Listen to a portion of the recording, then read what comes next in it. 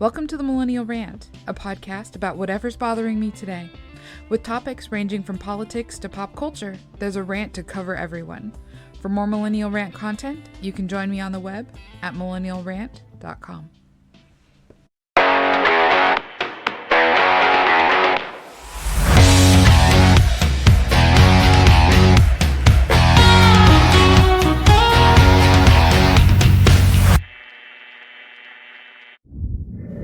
First things first, if you're curious as to why there are two videos this week, it's because one got accidentally uploaded on Monday early, which is totally fine, not a problem, which means that there was a space open on Wednesday. And since this is a topic that has been cropping up pretty regularly, I figured I'd step in and talk about it.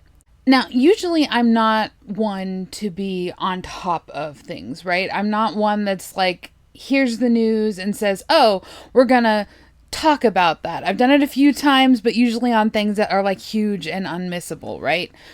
For those of you whose rock homes are better than mine, the Olympics is largely unavoidable and may or may not still be going on. My rock house is at least that good. I honestly don't know if it's still happening or if it's over with last week. Anyway, so what brings this up, obviously, is... and there has been some controversy in this Olympics. Surprise, surprise. And so, specifically, there was a female boxer who was accused of being trans, and the whole internet, died over this. So, we're going to talk about that. First and foremost, I did take notes on this because I'm terrible with names, so I want to make sure that I get her name right. I believe it's Iman Khalif, and she's from Algeria, and she has a rare genetic disorder that causes high testosterone, and so she has had problems with gender tests in the past that have disqualified her from her sport of boxing. But she was, according to the very brief internet search that I did before this, and we all know that everything that you read on the internet is totally true, she was born female, as in all of the anatomically correct female anatomy is anatomically correct female anatomy in her, as far as I understand. And so she has a genetic medical thing that causes high testosterone. And she's actually not the only one in the Olympics that has this, the only female in the Olympics that has this. Actually, as far as I understand, her boxing opponent, I guess, from China also has high testosterone, from, if not the same genetic disorder, then something very similar. Iman has been accused of being transgender, and this happened because her opponent from Italy took a punch to the face that knocked her almost out, and she said it was the hardest punch she's ever received, and she withdrew because she was concerned about her life and her safety. Totally valid. Women with high testosterone typically are stronger and hit harder than most women. It's not a surprise. And it's also not a surprise that two women with very similar genetic disorders resulting in high testosterone would end up in the same sport and would dominate that same sport. And the reason why that isn't unusual is because people who have advantages or disadvantages in certain categories tend to gravitate towards those categories where they have the categorical advantage. If a woman has high testosterone, it's very much not uncommon for her to gravitate toward a sport that would accommodate her high testosterone levels and allow her to win. So it's not a surprise. And this isn't just a physical thing. This is also a psychological thing. There have been studies that have been done that have shown that even though narcissism has a relatively low appearance rate in the general population, the rate that narcissism appears in those who compete in reality TV shows is disproportionately high.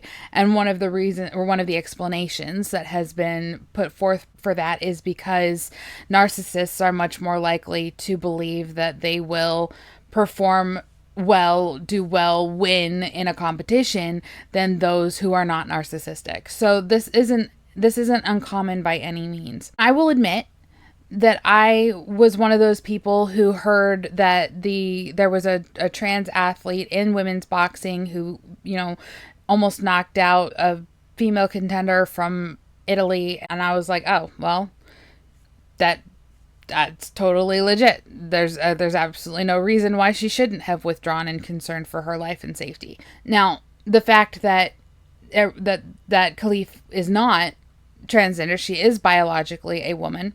That doesn't change the fact that this Italian boxer quit because she was concerned for her health and life and safety.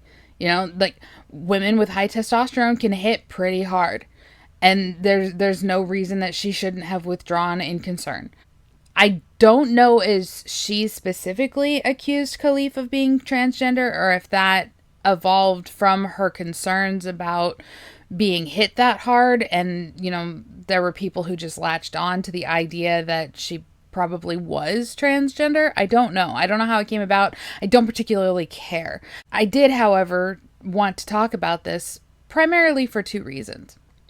And the first one being that all of these trans activists are coming out of the woodwork saying that these accusations were baseless.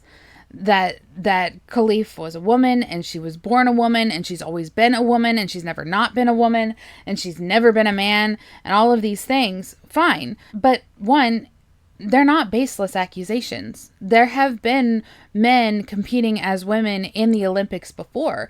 This isn't new. It's new-ish, but it's not new if that were the case. In fact, that this Olympics has been specifically banning transgender people from competing is relatively novelly new, considering all of the hype that was surrounding it. Leah Thomas, whose dead name I don't know, I don't care, was banned from swimming, and I think there were a couple of others. But in this world where people are saying that there is no difference between men and women who compete in the same sport, this idea that it's baseless is not true.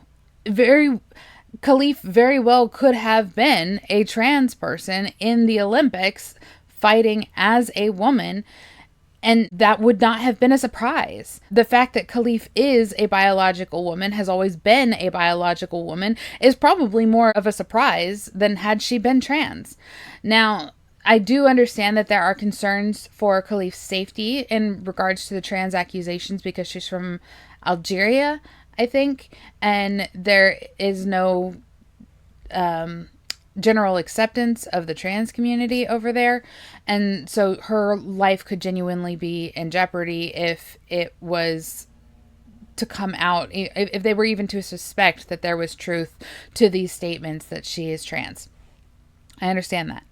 I apologize for believing the mainstream media and the non-mainstream media and the liberal media and the conservative media, because I'm pretty sure I saw this reported all across the board when it first came out. But yeah, I apologize for believing you on face value and not looking into you more deeply. Although I'm pretty sure that is the agenda, whether you're a conservative media outlet or a liberal media outlet. So I feel like I fell into your trap and you shouldn't be upset with me about that, but that's a video for another time. Anyway, so yes, there's that one thing, this idea that is baseless. It's not baseless. Women are being ousted from women's sports and men are being inserted into women's sports, and we're supposed to accept that as normal. So when this came about and it turns out that wasn't the case, it was a surprise. It was a surprise. So there's that. That's one. The second thing that I'm very confused about, actually, is that the trans activists are coming out and saying that Khalif is a biological woman. She's always been a woman. She's never not been a woman. She's not a man. She's never been a man. She's not a trans woman. She's not a trans man. She's a woman, a biological woman. She was born that way. And here's my here's like the core of my confusion. Is that how we're defining women now? Just asking. Is that how we're defining women now?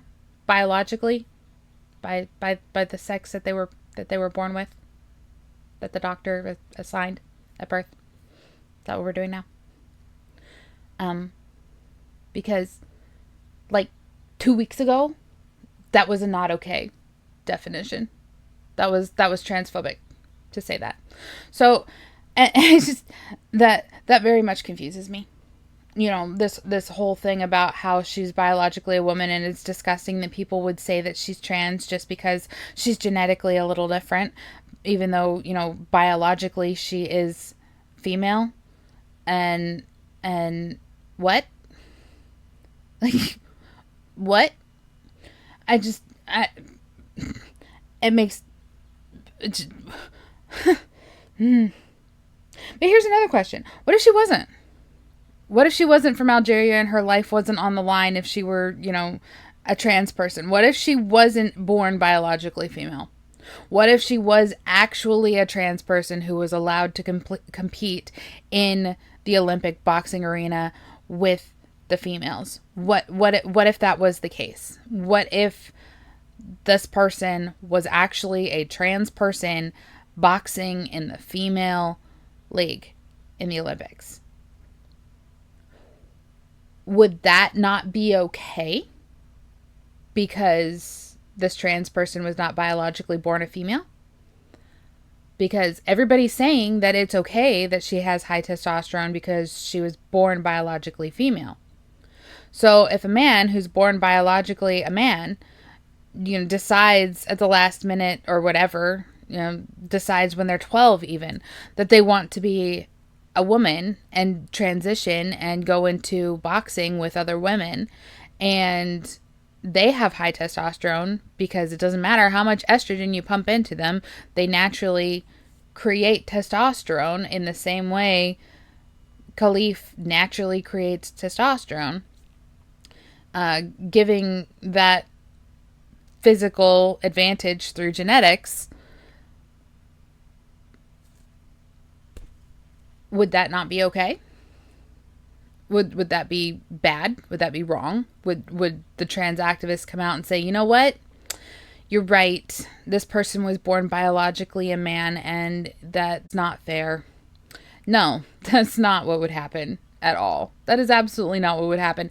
If this was a trans person from the UK or a trans person from the US or a trans person from anywhere where trans people are generally accepted by the general whatever, whoever it is that decides that things are acceptable socially, then everybody would be defending that person for being trans. And so just these two things, these two incongruencies, right? The fact that all of a sudden we're defining women as born biologically female, and two, we're saying that this is baseless and out of nowhere, and it's mind-boggling to me. And I'm you know, congratulations to Khalif and all the hard work that she has put in, because, you know, just naturally having high testosterone does not make a woman a good boxer. You know, it doesn't make a woman a good cyclist or a good swimmer or anything. Like Michael Phelps. Michael Phelps genetically was born with like half the amount of lactic acid that most people have, and so that allows him to swim with higher level of endurance than most of the people who compete in sports in general, but specifically in swimming. And so he, you know, has what, like 28 medals from the Olympics. It doesn't bother me that Khalif has naturally high testosterone, having been born a woman and whatnot, and competing in a sport where she has put in all of the time and the effort and that she needs to in order to excel in her sport. The time and effort that would have made her a good boxer, regardless of whether or not she had naturally high testosterone. So that doesn't bother me. It doesn't bother me that Michael Phelps, genetically has lower lactic acid that lets him swim longer and a higher breath holding capacity that lets him hold his breath longer. Those are things that are naturally occurring, and they got lucky, honestly. They got lucky that they found sports that complemented their natural genetic abilities. It's no different than the fact that, most of the running sports are dominated by Black people because their bodies are constructed in such a way biologically that they can run faster, that they can, run longer, that they have stronger endurance. It's not unacceptable, and it's not cheating to take advantage of the advantages that biology gave you naturally when you were born. For me, it comes down to this idea that people are upset because a woman was called a man, but she was born a woman, and that it's completely baseless to think that this woman competing in the Olympics with naturally high testosterone is a trans person, that's just absolutely baseless and ridiculous, because it's not. And your double standards are doubling back on you, and you're gonna be suffocated from both sides, because no matter how you shake it, the logic just doesn't add up.